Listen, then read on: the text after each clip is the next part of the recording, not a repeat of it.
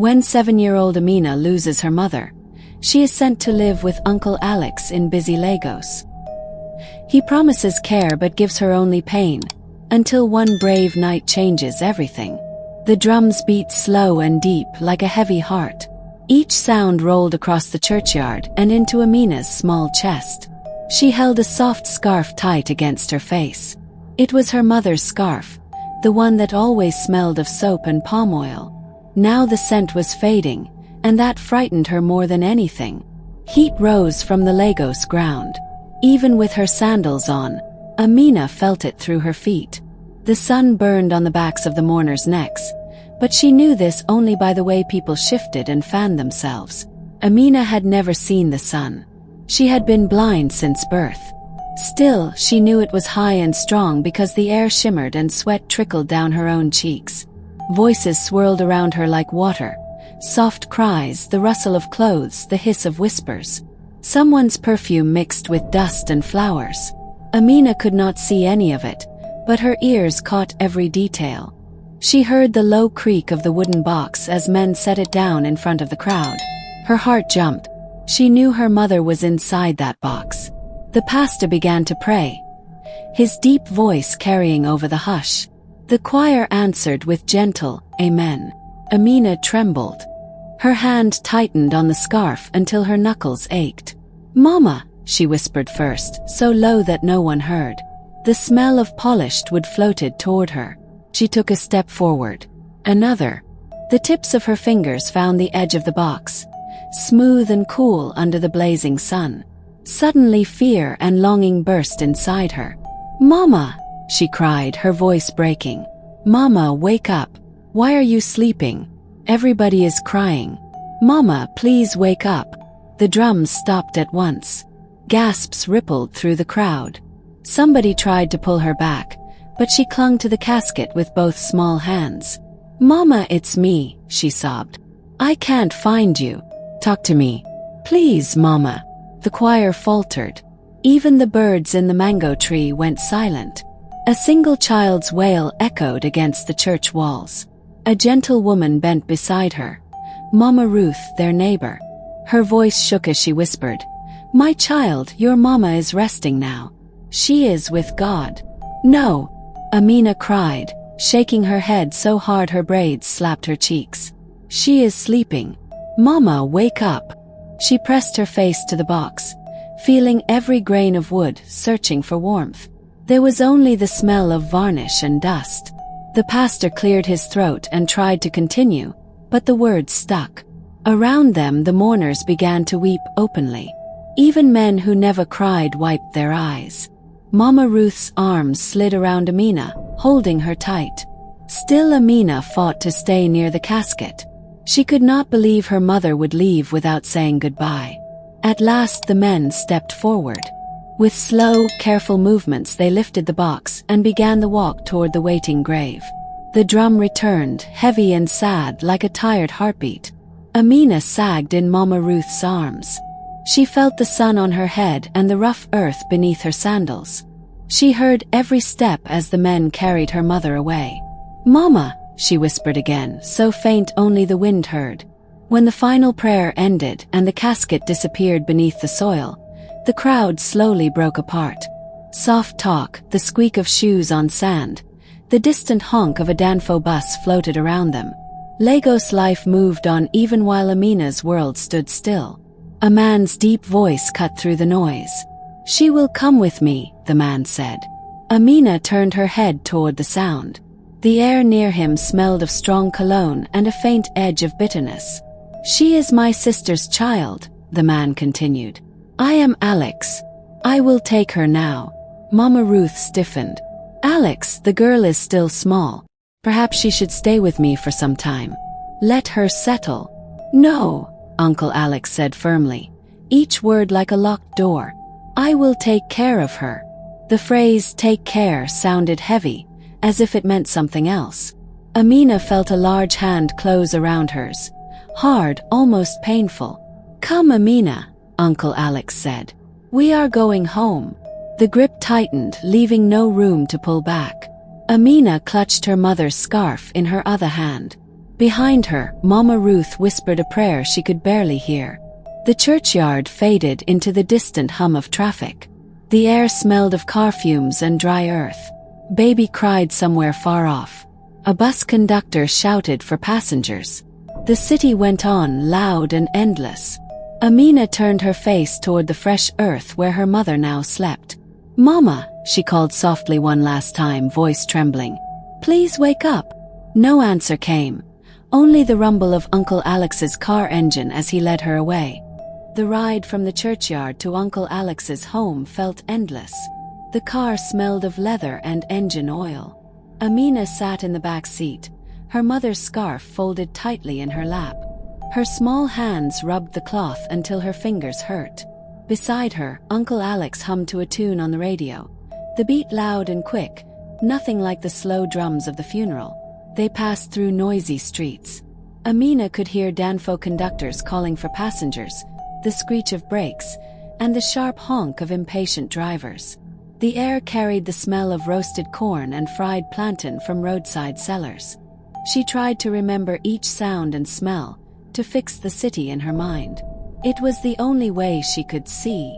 After what felt like hours, the car stopped. Uncle Alex opened her door. "Come out," he said, his voice flat. She stepped onto rough concrete. A tall gate creaked as he pushed it open. The sound of a generator hummed from somewhere nearby, and the faint scent of kerosene mixed with evening air. Inside the gate she counted 6 steps before reaching another door. The hinges squealed. "This is your new home," Uncle Alex said. The smell of bleach and fried oil filled her nose. A woman's voice called from inside. "Alex, you are back. Who is that with you?" "My late sister's child," he replied. "She will stay with us." The woman stepped closer. Her sandals slapped the tile. "I am Auntie Funk," she said without warmth. Her tone was thin and sharp, like glass about to break. Amina whispered a small greeting. Funk sniffed. "Another mouth to feed," she muttered. Then louder. "The small room near the store. That is where she will sleep." That night Amina sat on a thin mattress in the narrow room. The walls smelled damp. She heard rats skitter behind the cupboard. She missed the sound of her mother's soft breathing and the warm smell of palm oil soap. Holding the scarf close, she whispered, "Mama, I'm here. Please don't forget me." The days that followed were long and hard. Uncle Alex left for work early, slamming the door behind him.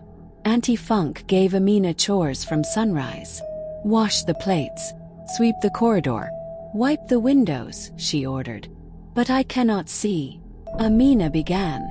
"Use your hands," Funk snapped. "You have ears, don't you? Learn fast."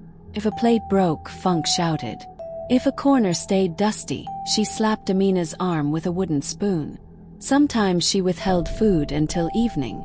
The city outside teased Amina with life.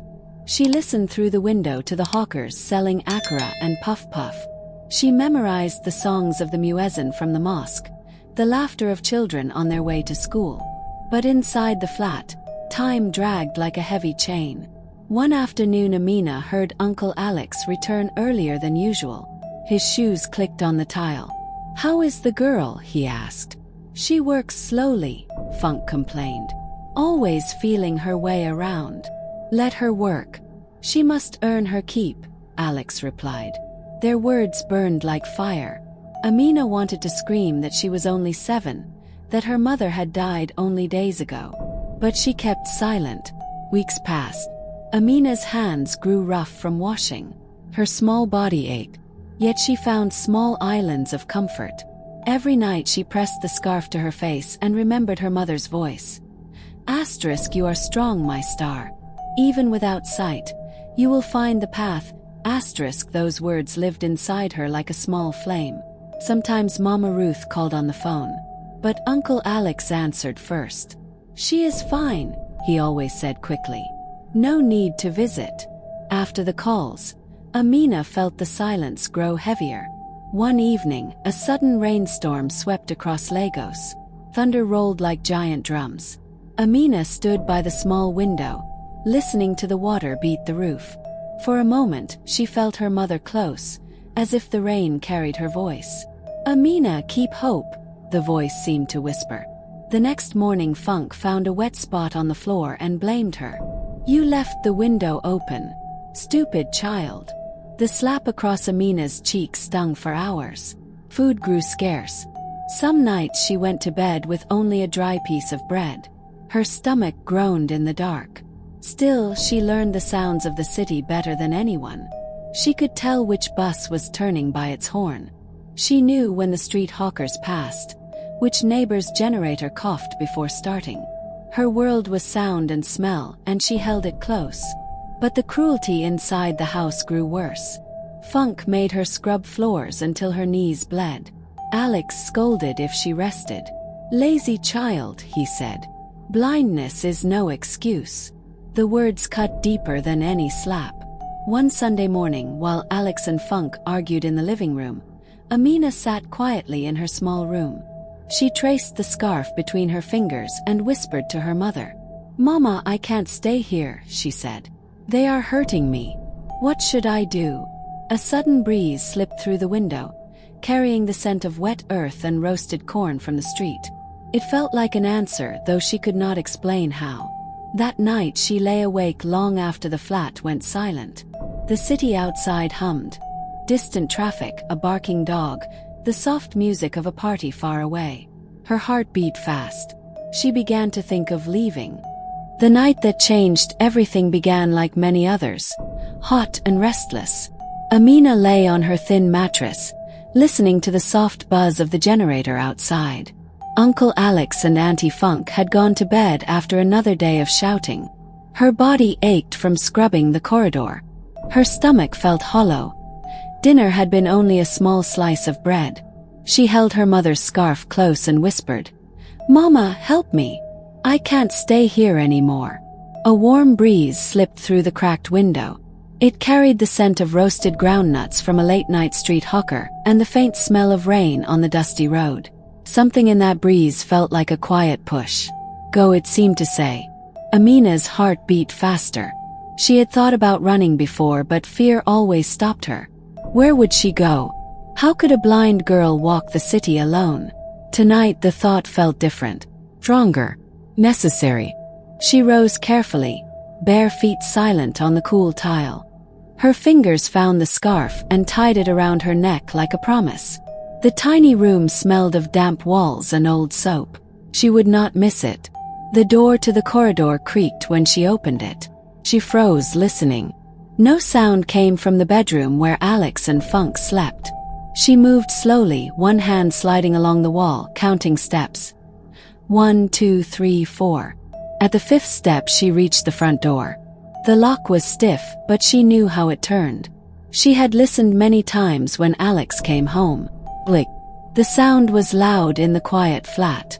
Her heart pounded. Still no movement from the bedroom. She pushed the door and slipped outside. Lagos at night greeted her with 1,000 sounds. The rumble of late buses, the call of street vendors packing their stalls, the hiss of frying oil from a nearby buka. The air smelled of smoke, sweat, and the sharp tang of petrol. Amina breathed deeply. For the first time in many months, she felt free air on her face. She began to walk, cane-less, using her ears and memory. She remembered the turns Uncle Alex's car made on the day of the funeral. A left after the mosque, a long stretch past the noisy market, a right near a bakery that smelled of warm bread. She followed the sounds. Each footstep was a guess, each guess a prayer. Cars rushed past, horns blaring. She kept close to the walls, tapping gently with her toes before each step. Sometimes she stopped to listen. People arguing in pidgin, music thumping from a distant club, the bark of a stray dog. Her stomach growled. She had no money, no food. But the scarf around her neck felt like strength. A man selling roasted corn called out, "Fine girl, you want buy?" She shook her head and walked on. Rain began to fall, light at first, then heavy. The wet streets smelled of earth and diesel. Her dress clung to her thin body. At a busy junction she hesitated. Buses shouted their destinations. Ojulegba, Uba, Suralir. The names meant little, but she recognized the voice of the Surrelir conductor from that first car ride. She turned toward the sound. "Hold my hand, little one," a kind woman said suddenly. Amina startled. "I hear you standing there. It is not safe in the rain." The stranger guided her across the road, then let go. "Where is your home?" Amina shook her head. I am looking for the bakery," she said softly. The woman pointed. "2 streets down you will smell bread. Follow the smell." Amina whispered thanks and kept walking. The scent of warm bread grew stronger, sweet and comforting. Her heart lifted. She heard the clink of pans and the hum of a small generator. At last she reached a low gate. Behind it came the sound of gentle voices and the steady rhythm of dough being kneaded. She knocked. After a moment a man opened the gate. His voice was deep but warm. "Yes. Who is there?" Amina shivered. "My name is Amina," she said. I need help." The man hesitated, then called inside. "Mama Teo, come and see." A woman's soft footsteps approached. "Oh my goodness," she said, voice filled with concern. "You are soaked. Child, where is your family?" Amina clutched her scarf. "I don't have, they hurt me." The woman touched her shoulder gently. "Come in, my dear. You are safe here." The warmth of the bakery wrapped around Amina like a blanket. The smell of fresh bread, the crackle of the oven, the kindness in the strangers' voices. For the first time since her mother's death, she felt something close to peace. Mama Teo led her to a small chair near the oven. "Sit, child. I will bring dry clothes." Papa Teo crouched beside her. "You are blind?" he asked softly. "Yes," Amina said. "I cannot see." "You are brave," he said.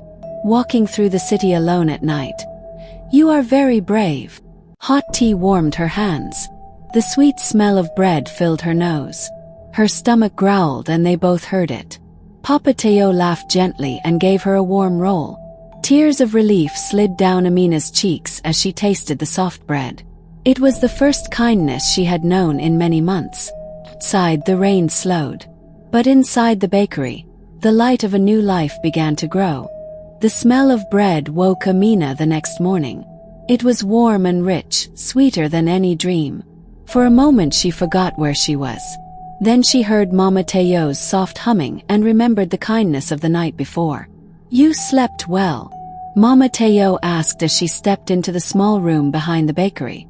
"Yes, Ma," Amina said, sitting up. The borrowed clothes smelled of soap. Her own damp dress had been washed and hung to dry. Papa Teo entered with gentle footsteps. "Good morning, brave girl," he said. "We must talk about what to do next." Amina gripped her mother's scarf. I cannot go back," she whispered. Mama Teo knelt beside her. "Child, we will not send you anywhere unsafe. But we need to know who hurt you." Slowly, with pauses and tears, Amina told them about Uncle Alex and Auntie Funk, the endless chores, the hunger, the slaps, the harsh words. She spoke of the night she left, of walking by sound through the busy city. Papa Teo's voice tightened with anger. "No child should live like that." Mama Teo stroked Amina's hair. "You were so brave to come here," she said. "We will help you." Later that morning, Papa Teo made phone calls. Amina listened to the low rumble of his voice. He called the police station and a social worker he knew from church. By afternoon, 2 women arrived. Their shoes clicked on the bakery floor. "Hello, Amina," one said kindly. "I am Mrs. Adefalake. We are here to keep you safe." They asked gentle questions. Amina answered in a quiet voice. The women promised she would never have to live with Uncle Alex again. That evening the police visited Alex's flat. Though Amina could not see their work, she heard later how neighbors had spoken of the shouting and the thin, sad child. Alex and Funk were warned and placed under watch. Days turned into weeks. Amina stayed with the tailors. Everyone called them Mama and Papa Teo. She helped in the bakery by rolling small balls of dough. Her fingers learned the shapes, and the smell of baking bread became the scent of safety. At night she told them stories her mother once told her, tales of clever tortoises and wise old trees. Her laughter returned, small at first, then bright. One evening Papa Teo said, "Amina, would you like to stay with us always? We have no children. We would love to be your family." Tears filled her eyes. "Really?" she asked. "Really?" Mama Teo said, squeezing her hand. The process took time, forms, visits from the social worker, many questions. But every step felt lighter than the last. Neighbors from the market came to meet the brave blind girl who had crossed Lagos alone. They brought gifts of fruit and warm bread. On the day the adoption papers were signed, Amina wore a new dress that smelled of fresh cotton. The courthouse echoed with voices and footsteps. When the judge said, "You are now the daughter of Teo and Mornike," Amina smiled so wide her cheeks ached. She turned her face toward her new parents. "Thank you," she whispered. Mama Teo hugged her close. "You are our sunshine," she said. That night the bakery was filled with friends. Someone played the talking drum, children clapped, and laughter spilled into the street. Amina sat near the oven, the scarf around her neck. Though she could not see the lights, she felt the warmth of every candle and every smile. When the noise faded and the guests left, Amina stepped outside.